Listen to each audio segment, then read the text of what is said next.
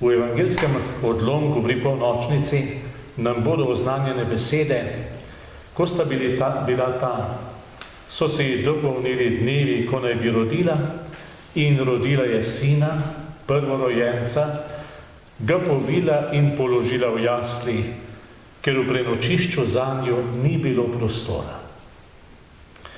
Rojstvo otroka. Že od začetka človeške zgodovine radosten dogodek. Obljuba nadaljevanja rodu, prihodnosti. Za marsikoga tudi obljuba, da bo v otrocih preživel samega sebe. Nekakšna obljuba nesmrtnosti. A obenem vedno nekaj izrednega.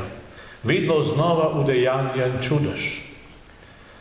Otrok, ki ni ne mama, ne oče, dala sta mu življenje, vendar jo presega.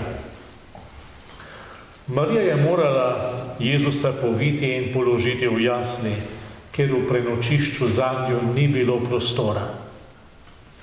Naš svet naj postane drugačen. Bog se je rodil v naš svet, čeprav ni bil sprejet, ker je vedel, da potrebujemo njegovo ljubezen. Zato tudi mi naredimo vse, da bo svet postal odprt za otroke. Naredimo vse, da se bodo lahko rojevali v naš svet in da bodo imeli možnost rasti in biti ljubljeni ob svojih starših. Kajti takrat, ko v svetu ni več prostora za otroke, se začne prostor ožiti tudi za vse druge nemočne in pomoči potrebne. Odstranimo jih, da ne motijo naših načrtov in želja.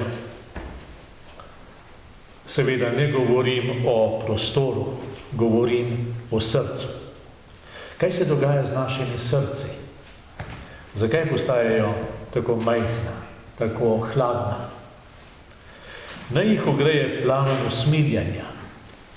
Kakor je Bog usmiljen z nami, bodimo tudi mi usmiljeni drug z drugim, pa bo dovolj prostora za vse, ki potrkajo na vrata človeštva in prosijo, da bi se smeli roditi, za vse, ki so slabotni in nemočni in prosijo, da bi smeli živeti.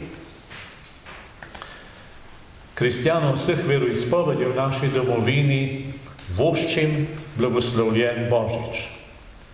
Praznujejo naj ga tudi Slovenci v zamejstvu in po svetu. Na poseben način naj Božič stopi v prostore bolnih, onemoglih in osamljenih ljudi. Doživeto praznovanje voščim tudi vsem tistim, ki Božič praznujejo kot praznik družine.